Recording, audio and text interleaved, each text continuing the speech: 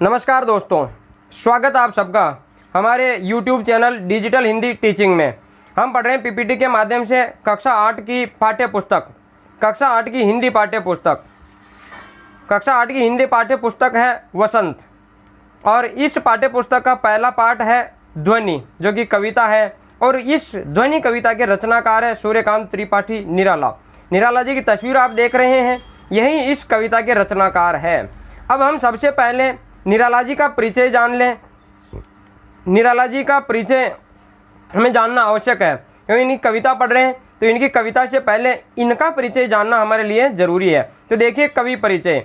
छायावाद के प्रमुख कवियों में निराला उपनाम से प्रसिद्ध सूर्यकांत त्रिपाठी का जन्म वसंत पंचमी को बंगाल के मेदिनीपुर जिले में 1896 को हुआ तथा इनका निधन 1961 में हुआ।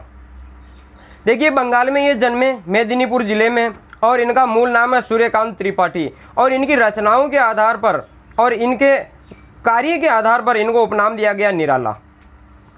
3 वर्ष की बाल्यावस्था में माँ और युवावस्था तक पहुँचते पहुँचते पिताजी साथ छोड़कर इस संसार से चले गए। देखिए, 3 वर्ष की बाल्यावस्था में माँ का निधन हो गया और युवावस्था नहीं आई, इससे पहले ही पिताजी साथ छोड़कर चले गए। प्रथम विश्व युद्ध के बाद में, जो 1914 से 1918 तक चला, प्रथम विश्व युद्ध के बाद में फैली महामारी में पत्नी, भाई, भाभी और चाचा चल बसे। माता पिता का देहांत पहले हो चुका है, फिर पत्नी का देहांत हो चुका है, भाई का देहांत हो चुका है, भाभी का देहांत हो चुका है, चाचा जी का देहांत हो चुका है, और अंत में पुत्री सरोज की मृत्यु ने भी निराला को भीतर तक झकझोर दिया। इनकी पुत्री का भी देहांत हो गया, जिसका नाम था सरोज, और अपनी पुत्री की मृत्यु, उस दुख में, उस शोक में इन्होंने सबसे बड़ा शोक गीत रच डाला हिंदी साहित्य का, सरोज स्मृति। अपने जीवन में निराला ने मृत्यु का जैसे साक्षात्कार किया, एक के बाद में एक की मृत्यु इनके सामने होती जा रही है। इस मृत्यु जो इन्होंने साक्षात्कार किया, मृत्यु का जो दर्शन इन्होंने किया, उसकी अभिव्यक्ति उनकी कई कविताओं में दिखाई देती है। और निराला जी को छायावाद का रुद्र भी कहा जाता है। रुद्र भगवान शिव को कहते हैं मृत्यु के देवता, जो मृत्यु पर विजय प्राप्त करते हैं। विषम परिस्थितियों में भी इन्होंने जीवन से समझौता न करते हुए अपने तरीके से जीवन जीना बेहतर समझा। कितनी विषम परिस्थितियां इनके सामने प्रकट हुई, लेकिन उन परिस्थितियों से भी समझौता नहीं किया। चलो यार, है जो है, जैसा जीना है वैसा जीना, ऐसे नहीं, अपने तरीके से जीवन जीना इन्होंने अच्छा समझा, बेहतर समझा। कविता के साथ उपन्यास, कविता लिखते हैं, कविता के साथ साथ में उपन्यास भी इन्होंने लिखे हैं, कहानी भी इन्होंने लिखी है और आलोचनाएं भी इन्होंने लिखी है। इन सभी विधाओं में लिखने वाले निराला मूल रूप में कवि थे। कवि के रूप में इन्हें ज़्यादा प्रसिद्धि मिली। अब देखते हैं हमारी जो पाठ्य पुस्तक में कविता दी गई है ध्वनि, उस ध्वनि कविता का परिचय क्या है, उस कविता में क्या मूल बात है, उसे भी हम जान लेते हैं। तो पाठ परिचय या काव्य परिचय हम देखते हैं।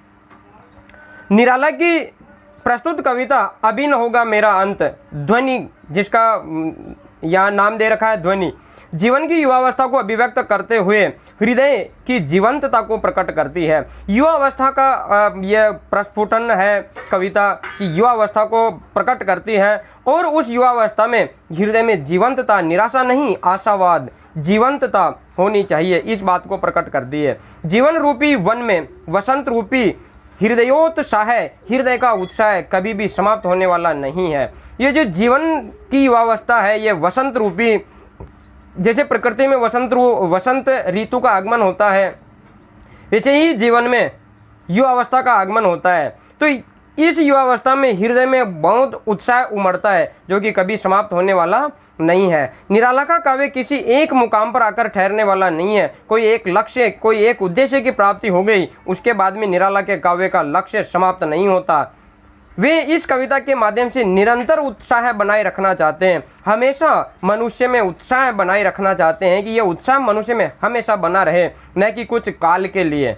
एक मुकाम हासिल करके यह काव्य ठहरने वाला नहीं है।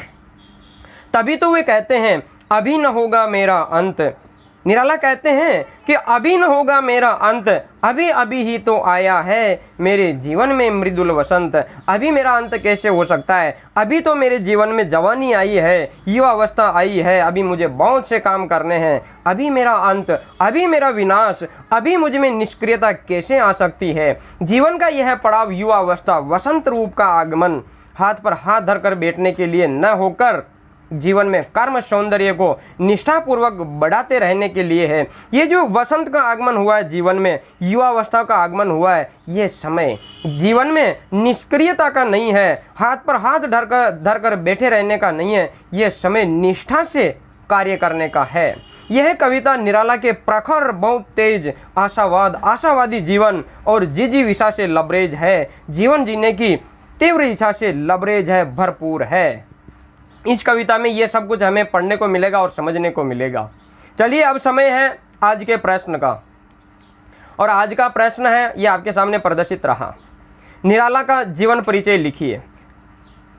तो इसे आप अपनी अभ्यास पुस्तिका में लिखेंगे। धन्यवाद।